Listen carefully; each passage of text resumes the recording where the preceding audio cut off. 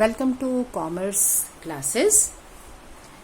Today we will be learning about two more terms. आप accounting की basic terms समझ रहे हो, तो आज की हमारी दो टर्म्स हैं गुड्स और उसके बाद दूसरी टर्म है स्टॉक और इन्वेंट्री. सबसे पहले हम बात करेंगे गुड्स की. So what do you understand by the term goods? Goods एक स्पेसिफिक वर्ड है जो बिजनेस में यूज किया जाता है उन सब चीजों के लिए जिसमें बिजनेस ट्रेड कर रहा है. दैट इज गुड्स उन सब चीजों को बोलेंगे जो बिजनेस में ट्रेड के लिए, ट्रेड मतलब परचेज करके सेल करने के लिए ली जाती हैं. सो जिस भी चीज का आपका बिजनेस है उसके अकॉर्डिंगली उस बिजनेस के गुड्स अलग अलग होती हैं. So goods are the physical items of trade. Trade का मतलब है सेल और परचेज. तो जो सेल और परचेज में जो चीजें यूज हो रही हैं, जो चीजें एक्चुअली आप बाय करके सेल कर रहे हो, उन फिजिकल चीजों को, फिजिकल आइटम्स को बोलते हैं goods. So goods are the articles which are purchased and sold in the normal course of business. मतलब आपके बिजनेस के रूटीन में जो चीजें बेची और खरीदी जाएंगी या फिर जिन चीजों को आप मैन्युफैक्चर करके आगे सेल करोगे, they are called goods. So these are either purchased and sold in the normal course of business or manufactured and sold in the business. तो goods हर business के अलग अलग हो सकते हैं, but common factor क्या है, common feature क्या है कि goods को purchase या manufacture किया जाता है with the purpose of sale. आप उनको सेल करने के लिए खरीद रहे हो या फिर उनको बना रहे हो, मैन्युफैक्चर कर रहे हो. फॉर एग्जाम्पल अगर हम स्टेशनरी शॉप की बात करें, so for them the stationery items like copy, pen, pencils, geometry box, colours, they are all their goods. तो इनके गुड्स में पेन्स, कॉपीज, रजिस्टर्स, ये सब आएंगे. If we talk about a readymade garment shop, तो उनके शॉप में क्या आएंगे? Readymade garments. Like if it's gents shop, then pants, trousers, jeans, shirts, tie etcetera. Similarly अगर हम एक इलेक्ट्रॉनिक शॉप की बात करते हैं, तो इलेक्ट्रॉनिक शॉप में जो चीजें बेची और खरीदी जाती हैं वो क्या होती हैं? TV, fridge, washing machine, mixer grinder. So these will be your goods. So goods हम डिफाइन इस तरह नहीं कर सकते कि ये चीजें हमेशा गुड्स रहेंगी. Like we can say that grocery item हमेशा गुड्स में आएगी, और वी कैन से दैट कि टीवी, फ्रिज हमेशा गुड्स में रहेंगे. गुड्स हर बिजनेस के नेचर पे डिपेंड करेंगे. जिस चीज का बिजनेस है उसके हिसाब से गुड्स आएंगे. अब एक बिजनेस है रेडीमेड गारमेंट्स का, जब वो फर्नीचर खरीद रहा है अपने कस्टमर्स के लिए, अपने एम्प्लॉयज के लिए, या टेबल खरीद रहा है, तो ये उसके लिए गुड्स नहीं है. उसके लिए ये क्या हो जाएगा? फर्नीचर. एक एसेट है जिसे वो बिजनेस में रखेगा और आगे उसको यूज करेगा. इसका लॉन्ग टर्म बेनिफिट है. बट वही अगर आप एक शॉप ले लें, फर्नीचर शॉप, जिसका काम ही है फर्नीचर खरीदना और फर्नीचर बेचना, तो उनके लिए फर्नीचर गुड्स होंगे. सिमिलरली एक नॉर्मल बिजनेस के लिए, जनरल बिजनेस के लिए बिल्डिंग एसेट है, बिकॉज आप बिल्डिंग खरीदते हो, उसमें फैक्ट्री बनाते हो, उसको ऑफिस की तरह यूज करते हो. बट अगर यही हम एक रियल एस्टेट एजेंट की बात करें, तो उसके लिए बिल्डिंग एसेट नहीं है, उसके लिए बिल्डिंग गुड्स है, क्योंकि वो बिल्डिंग को खरीद रहा है, डेवलप कर रहा है, बिल्डिंग्स को बेच रहा है. So for him building is not an asset, building is a goods. So goods depend करते हैं बिजनेस के नेचर पे. हमें ये याद रखना है कि किसी भी बिजनेस में जो चीजें नॉर्मल रूटीन में बाय की जाती हैं, सेल की जाती हैं, या फिर मैन्युफैक्चर करके सेल की जाती हैं, उनको बोलते हैं goods. There is another term also for goods. Goods are also called, trading goods are also called merchandise. अब सेकेंड है स्टॉक और इन्वेंट्री. स्टॉक और इन्वेंट्री टर्म भी गुड्स के रिस्पेक्ट में ही यूज की जाती है. जैसे हमने ये कहा कि एक स्टेशनरी शॉप के लिए गुड्स क्या है? Pen, pencil, copies, colours etcetera. अब जो गुड्स आपको नॉर्मली खरीदने और बेचने हैं, so you keep some amount of that goods with you.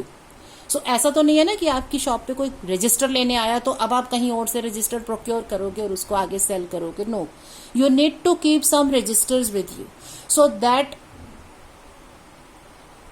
goods that you keep with you at a given point of time is called stock or inventory. तो inventory का मतलब है वो गुड्स या material which you hold with the goal of resale. Because ऐसा नहीं हो सकता कि हम गुड्स को जब कोई सेल के लिए आएगा, खरीदने के लिए आएगा हमारे पास, तभी लेके आएंगे. हमें गुड्स को रखना पड़ता है. तो जितने भी goods at a time business के पास होते हैं उसको बोलते हैं इन्वेंट्री और स्टॉक. सो इन्वेंट्री और stock refers to the goods and material that a business holds. समझ रहे हो? तो जितने भी गुड्स हमने डिफाइन कर दिया कि स्टेशनरी आइटम गुड्स है, लेकिन गुड्स की एक क्वांटिटी, एक वर्थ हमें अपने साथ रखनी पड़ती है ताकि जब भी कस्टमर आए we can sell it. So goods हम रूटीन में खरीदते हैं और साथ साथ ये सप्लाई किए जाते हैं और सेल किए जाते हैं. सो जो गुड्स की वर्थ है या जो गुड्स का स्टॉक हम रखते हैं उसको स्टॉक और इन्वेंट्री बोलते हैं. So it is the goods and material that you hold, जितना होल्ड करके रखा with the goal of resale, that is called inventory or stock. अब ये different हो सकते हैं. Like for a trading business, stock or inventory will include goods held for resale in the ordinary course of business. अगर आपका trading concern है, trade का मतलब होता है लेना और देना, खरीदना और बेचना. सो ट्रेड मतलब buy and sell, buy and sell. You buy something, then you sell it, then you buy, then you sell. So trading concern में सीधे गुड्स खरीद के बेचे जाते हैं. Right? So for them, stock includes goods for resale. But अगर यही आप एक मैन्युफैक्चरिंग कंसर्न की बात करें, एक तरफ है आपका रेडीमेड गारमेंट्स का ट्रेडिंग बिजनेस. आप गारमेंट्स खरीदते हो, शॉप पे लाते हो, उनको सेल कर देते हो. एज अगेंस्ट दिस अगर हम ले लें एक मैन्युफैक्चरिंग कंसर्न, मैन्युफैक्चरिंग कंसर्न का मतलब है कि अब ये गुड्स मैन्युफैक्चर कर रहे हैं. तो अगर यही सेम रेडीमेड गारमेंट्स का ही बिजनेस है तो अब आपको गुड्स को मैन्युफैक्चर करने के लिए क्या करना होगा? रॉ क्लॉथ खरीदना होगा. उसके अलावा इसके साथ जो भी आप स्पेयर्स, बटन्स और या धागा जो भी यूज कर रहे हो वो सब आपको खरीदने. सो ये सब आप रखोगे. फिर किसी भी पॉइंट पे, किसी भी टाइम ऐसा तो नहीं हो सकता कि सारे गुड्स बिल्कुल फिनिश्ड होंगे या बिल्कुल रॉ में होंगे. सो वो डिफरेंट स्टेजेस पे होंगे. सो कुछ हाफली आपके स्टिच्ड हैं, किसी में सारी स्टिचिंग हो गई है, बटन लगने हैं, किसी में ये भी काम हो गया, आयरनिंग रहती है, किसी में आयरनिंग हो गई, पैकिंग करनी है. सो गुड्स आपके डिफरेंट स्टेजेस पे होते हैं. So in case of a manufacturing concern the term stock includes inventory of raw material, कि रॉ मटेरियल कितना है, inventory of work in progress at different stages, कि डिफरेंट स्टेजेस पे जितना भी वर्क इन प्रोग्रेस है, मतलब अभी काम चल रहा है.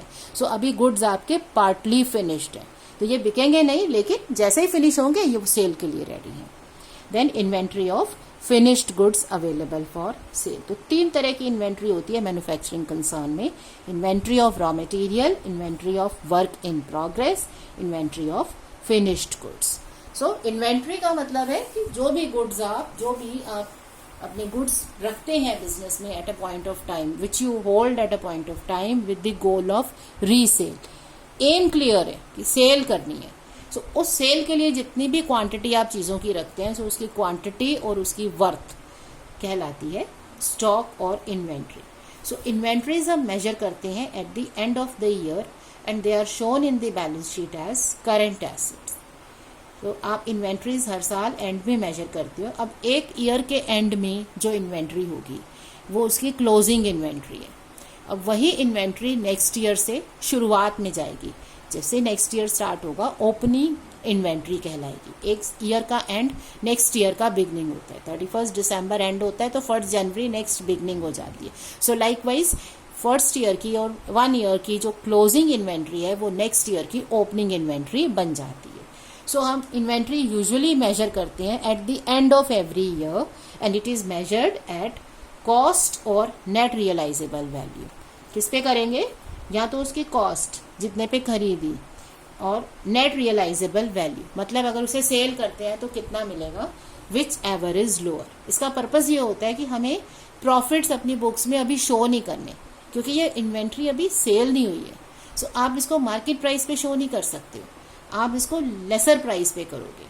सो कॉस्ट और मार्केट प्राइस में से जो भी प्राइस कम है उस पे इसे शो कर देते हैं. Now this is shown as an asset because जब भी हम इसे सेल करेंगे हमें इससे पैसा मिलेगा। तो जब भी किसी चीज से बेनिफिट्स मिलते हैं उनको एसेट बोलते हैं, और ये करेंट एसेट्स की पार्ट है। सो जैसे मैंने बोला, इन्वेंट्री हम मेजर करते हैं एंड में, तो एक ईयर की क्लोजिंग इन्वेंट्री नेक्स्ट ईयर की ओपनिंग इन्वेंट्री बन जाती है। सो इन्वेंट्री की दो वैल्यूज होती हैं किसी भी ईयर में। Opening inventory, it is the stock in hand in the beginning of the current year.